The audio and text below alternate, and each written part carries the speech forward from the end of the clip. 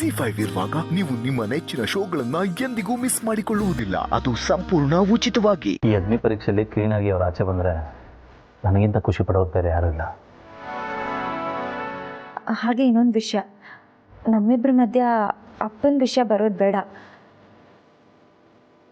ನಮ್ಮಿಬ್ಬರ ಸಂಬಂಧಕ್ಕೆ ಕಳಂಕ ಬಂದಂಗಾಗುತ್ತೆ. ಯಾವ ವಿಷಯನ ಎಲ್ಲಿಡಬೇಕು ಅಂತ ನನಗೆ ಚೆನ್ನಾಗಿ ಗೊತ್ತಿದೆ. ಆ ವಿಷಯ ನಮ್ಮಿಬ್ಬರ ಮಧ್ಯೆ ಬರೋಲ್ಲ. Don't worry.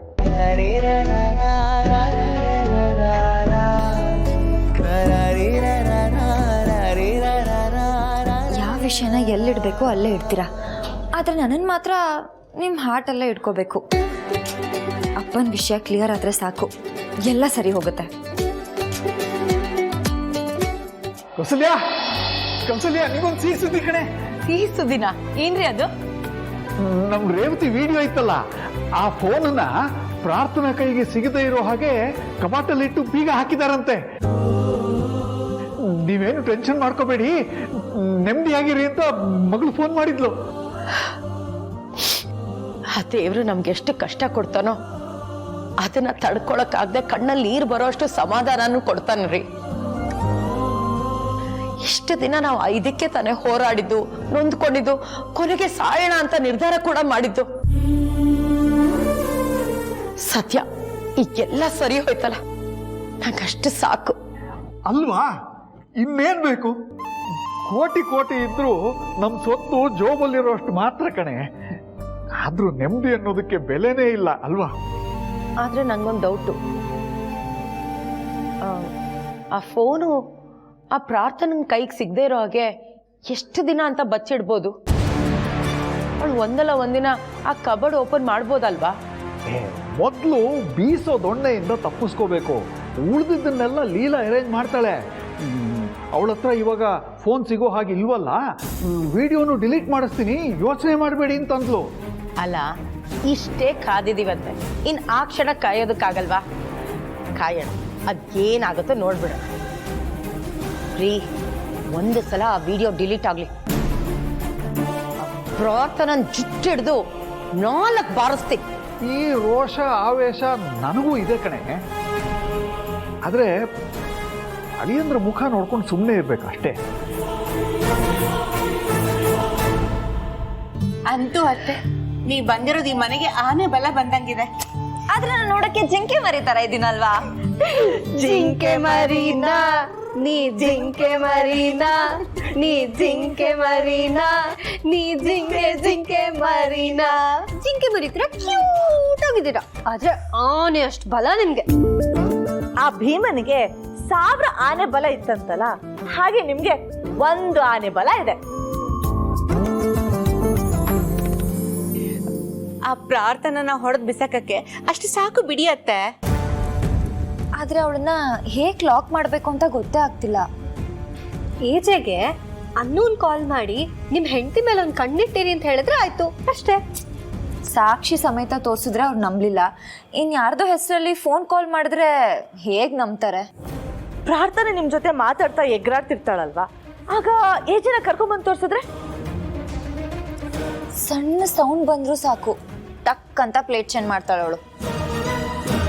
ಪ್ಲೇಟ್ ಚೇಂಜ್ ಮಾಡದ, ಟೇಬಲ್ನೇ ಚೇಂಜ್ ಮಾಡೋ ಅಷ್ಟು ಖತರ್ನಾಕ್ ಅವಳು.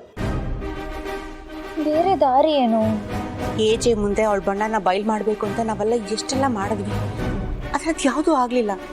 ಈಗ ನಮ್ಗೆ ಯಾವ ದಾರಿ ಉಳಿದಿದೆ? ಏನ್ ಮಾಡೋದು ಅಂತ ಯೋಚನೆ ಮಾಡೋದ್ಕಿಂತ ಮೊದಲು ನಾವ್ ಇಷ್ಟೆಲ್ಲ ಪ್ಲಾನ್ ಮಾಡ್ತಿದೀವಿ ಅಂತ ಅವಳಿಗೇನಾದ್ರೂ ಗೊತ್ತಾದ್ರೆ ಅವಳು ನನ್ನ ಗಂಡನ ಹತ್ರ ಹೋಗಿ ಹತ್ತು ಕರೆದು ನಾಟಕ ಮಾಡಿ ನಮ್ಮೆಲ್ಲರ ಬಗ್ಗೆ ಏನಾದ್ರೂ ಹೇಳ್ಬಿಡ್ತಾಳೆ ಅಂತ ಕಿರಾತಕಿ ಅವಳು. ಮೊದಲೇ ಏಜೆ ಮನ್ಸು ಚೂರಾಗ್ಬಿಟ್ಟಿದೆ. ಯಾವಾಗ್ಲೂ ಒಂಥರ ಇರ್ತಾರೆ, ಯಾರ ಮಾತೂ ನಂಬಲ್ಲ, ಬರೀ ಆ ಪಾಪಿ ಪ್ರಾರ್ಥನನ್ ಮಾತು ಬಿಟ್ಟು.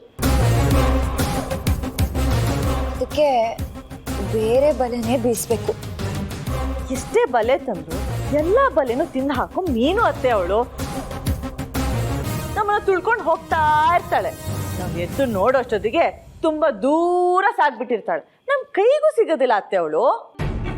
ಅವಳನ್ನ ಪ್ರಾರ್ಥನಾ ಅಂತ ಪ್ರೂವ್ ಮಾಡೋದಕ್ಕೆ ಸಾಕ್ಷಾತ್ ಅಂತರ ಅತ್ತೆ ಆತ್ಮನೇ ಬಂದು ಹೇಳ್ಬೇಕು. ಅದು ಬಿಟ್ರೆ ಬೇರೆ ದಾರಿನೇ ಇಲ್ಲ. ಸರಿ ನಡೀರಿ, ಮಲ್ಕೊಳ್ಳೋಣ, ಟೈಮ್ ಆಯ್ತು. ಸರು ಏನಂದೆ ನೀನು?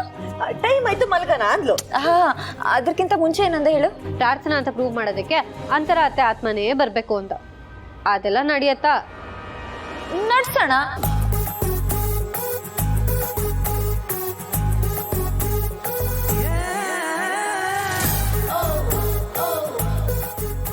ಅತ್ತೆ ಏನ್ ಹೇಳ್ತಾ ಇದ್ದೀರಾ? ನಿಜವಾದ ಅಂತರಾತ್ಮ ಆತ್ಮ ಸ್ವರ್ಗದಲ್ಲಿ ನೆಮ್ಮದಿಯಾಗಿರತ್ತೆ. ಇಲ್ಲಿಗೆ ಬರಕ್ ಹೇಗ್ ಸಾಧ್ಯ? ಅನ್ಕೊಂಡ್ರೆ ಎಲ್ಲಾನು ಸಾಧ್ಯ. ಆತ್ಮನ ನಾನ್ ಕರೆಸ್ತೀನಿ.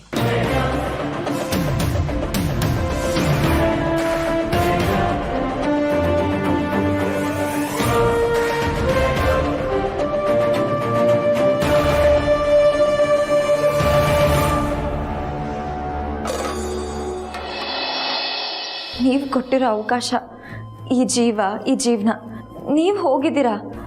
ಆದರೆ ನಿಮ್ಮಷ್ಟೇ ಪ್ರೀತಿ ಮಾಡೋರು ನಿಮ್ಮ ಜಾಗನ ತುಂಬಬೇಕು ಅಂತ ದೇವರು ನಿರ್ಧಾರ ಮಾಡಿದ್ದ ಅನಿಸುತ್ತೆ. ಅದಕ್ಕೆ ನಾನು ಬಂದಿದ್ದೀನಿ. ನಾವೆಷ್ಟೇ ಇದ್ರ ಬಗ್ಗೆ ಮಾತಾಡಿದ್ರು ನೀವು ಮತ್ತೆ ಜೀವಂತವಾಗಿ ವಾಪಸ್ ಬರಲ್ಲ. ನಾನಿಲ್ಲಿ ಒಂದು ಮುಖ್ಯವಾದ ವಿಷಯವಾಗಿ ಮಾತಾಡಕ್ಕೆ ಬಂದಿದ್ದೀನಿ. ಅಕ್ಕ, ನಾನು ನಿಮ್ಮ ಐಡೆಂಟಿಟಿನ ಯೂಸ್ ಮಾಡ್ಕೋತಾ ಇದ್ದೀನಿ. ನನ್ನ ಗಂಡ, ನನ್ನ ಮನೆ ಎಲ್ಲ ಉಳಿಸ್ಕೊಳ್ಳೋದಕ್ಕೆ ಆ ಐಡೆಂಟಿಟಿನ ಬಳಸ್ತಾ ಇದ್ದೀನಿ. ಪ್ಲೀಸ್ ಅಕ್ಕ, ನನ್ನ ಕ್ಷಮಿಸಿ. ನೀವು ಸತ್ತು ಸ್ವರ್ಗದಲ್ಲಿದ್ದೀರಾ. ಕೆಟ್ಟವರು ಸತ್ತೋದ್ಮೇಲೆ ಅವ್ರ ಬಗ್ಗೆನೂ ಜನ ಒಳ್ಳೇದು ಮಾತಾಡ್ತಾರೆ. ಆದರೆ ನೀವು ಬದುಕಿದ್ದಾಗಲೇ ದೇವತೆ ಥರ ಇದ್ರಿ. ಆದರೆ ಇವಾಗ ಪವಿತ್ರವಾದ ಆತ್ಮ ಆಗಿದ್ದೀರಾ. ನಾನು ನಿಮ್ಮ ಐಡೆಂಟಿಟಿನ ಯೂಸ್ ಮಾಡ್ಕೋತಿದ್ದೀನಿ ಅಂತ ಹೇಳಕ್ಕೆ ಬಂದೆ. ನೀವಿವಾಗ ಸ್ವರ್ಗದಲ್ಲಿದ್ದೀರಾ. ಎಷ್ಟೋ ವ್ಯಕ್ತಿಗಳು ಕೆಟ್ಟವರಾಗಿದ್ರೂ ಅವ್ರು ಸತ್ತ ಮೇಲೆ ಜನ ಅವ್ರ ಬಗ್ಗೆ ಒಳ್ಳೇದೇ ಮಾತಾಡ್ತಾರೆ. ಆದರೆ ನೀವು ಬದುಕಿರುವಾಗಲೇ ದೇವತೆ ಮನಸ್ಸಿಟ್ಕೊಂಡಿದ್ದವರು. ಇವಾಗ ನೀವು ಪವಿತ್ರವಾದ ಆತ್ಮ ಆಗಿದ್ದೀರಾ. ಆ ಪವಿತ್ರವಾದ ಆತ್ಮನ ಈ ಮನೆಗೆ ಒಳ್ಳೇದಾಗಬೇಕು ಅಂತ ಬಳಸ್ಕೊತಾ ಇದ್ದೀನಿ ಅಕ್ಕ. ಬಟ್ ಆ ಪ್ರಾರ್ಥನಾ ನಿಮ್ಮ ರೂಪನ ಬಳಸ್ಕೊಂಡು ಈ ಮನೆಯಲ್ಲಿ ಒಂದು ಸ್ಥಾನ ಪಡ್ಕೋಬೇಕು ಅಂತ ಟ್ರೈ ಮಾಡ್ತಿದ್ದಾಳೆ. ನನ್ನ ಗಂಡನಿಗೆ ಮೋಸ ಮಾಡ್ತಿದ್ದಾಳೆ. ಮನೆಯವ್ರನ್ನೆಲ್ಲರನ್ನೂ ನುಂಗ್ ಹಾಕ್ತಿದ್ದಾಳೆ. ಅದಕ್ಕೋಸ್ಕರ ಹೇಳ್ತಿದ್ದೀನಿ, ನೀವೇನು ಅಂದ್ಕೊಳ್ಳಲ್ಲ ಅಂತ ನಂಗೆ ಗೊತ್ತು. ನಿಮ್ಮ ಹೆಸರನ್ನ, ನಿಮ್ಮ ಐಡೆಂಟಿಟಿನ ಬೇರೆ ರೀತಿನೇ ಬಳಸ್ಕೊತಾ ಇದ್ದೀನಿ. ಏನು ಅನ್ಕೋಬೇಡಿ.